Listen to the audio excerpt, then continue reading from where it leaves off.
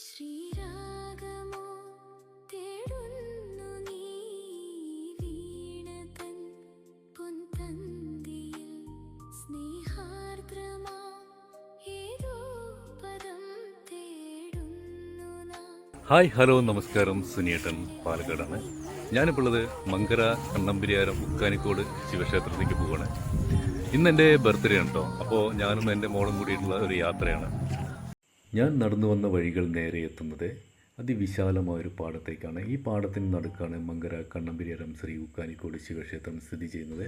നമ്മൾ നേരെ അമ്പലത്തിലേക്ക് വന്നു കഴിഞ്ഞാൽ കാറ്റത്ത് തഴുകി തലോടുന്ന ഒരു വലിയൊരു ആൽമരത്തെ കാണാൻ പറ്റും. ഈ അമ്പലത്തിൻ്റെ കിഴക്കേ നടയിലും പടിഞ്ഞാറേ നടയിലും 5 തട്ടുള്ള വിളക്കാണുള്ളത്. അമ്പലത്തിന് ചുറ്റും നടപ്പാതകളെല്ലാം ഉണ്ട് കേട്ടോ. ഈ അമ്പലത്തിലൂടെ ഈ മഴക്കാലത്ത് നടന്നു പോകുമ്പോൾ അതിസുന്ദരമായ കാഴ്ചയാണ്. പച്ചപ്പരവതാനി പിരിച്ച പോലെയാണ്.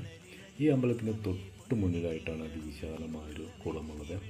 ഈ കുളത്തിൻ്റെ നടുക്ക് അങ്ങിങ്ങായി കുറച്ച് താമരപ്പൂക്കളെല്ലാം വിരിഞ്ഞു നിൽക്കുന്നുണ്ട്. 300 വർഷം പഴക്കമുള്ള ഈ അമ്പലത്തിൽ കിഴക്കോട്ട് ദർശനമുള്ള ശിവലിംഗ പ്രതിമയാണ് നമ്മൾക്ക് കാണാൻ പറ്റുക. ശാന്തസ്വരൂപനായ ശിവഭഗവാനെയാണ് ഇവിടെ നമ്മൾക്ക് ദർശിക്കുവാൻ കഴിയുക.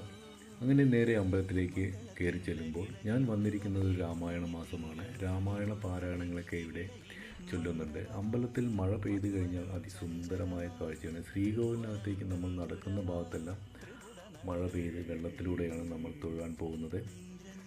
ഈ അമ്പലത്തിലെ കടുമധുര പായസം ഒരു പ്രത്യേക ടേസ്റ്റ് തന്നെയാണ് കേട്ടോ. നല്ല സ്വാദോടുകൂടിയ ഒരു കടുമധുര പായസമാണ്. ഈ അമ്പലത്തിലെ ഉപദേവതമാർ എന്ന് പറയുന്നത് അകത്ത് ഗണപതിയും സുബ്രഹ്മണ്യനുമാണ്. പുറത്ത് അയ്യപ്പനും നാഗങ്ങളും സരസ്വതിയുമാണ്. ഈ അമ്പലത്തിലേക്ക് നിങ്ങൾ വരണമെന്നുണ്ടെങ്കിൽ പാലക്കാട് കുളപ്പുള്ളി ഹൈവേയിൽ മങ്കര കണ്ണമ്പരിയാരം ബസ് സ്റ്റോപ്പിൽ ഇറങ്ങിക്കഴിഞ്ഞാൽ നേരെ തൊട്ടടുത്ത് തന്നെയാണ് അമ്പലമുള്ളത് കേട്ടോ. അങ്ങനെ ഞങ്ങൾ അമ്പലത്തിലേക്ക് പോയി തൊഴുതി നേരെ വീട്ടിലേക്ക് പോവാണ്. അപ്പോൾ നല്ല മഴയും കാര്യങ്ങളൊക്കെ ഉണ്ട്. അപ്പോൾ ഇന്ന് എൻ്റെ ബർത്ത്ഡേ ആയതുകൊണ്ട് അവളും ഹാപ്പിയാണ്. ഇന്ന് സ്കൂളിലൊന്നും പോയിട്ടില്ല, മോൻ പോയിട്ടുണ്ട്. അങ്ങനെ നല്ല മഴയത്തൊരു ഞങ്ങളുടെ ദേശത്തിലെ അമ്പലത്തിലേക്ക് വന്നിരിക്കാം കേട്ടോ. Okay, by.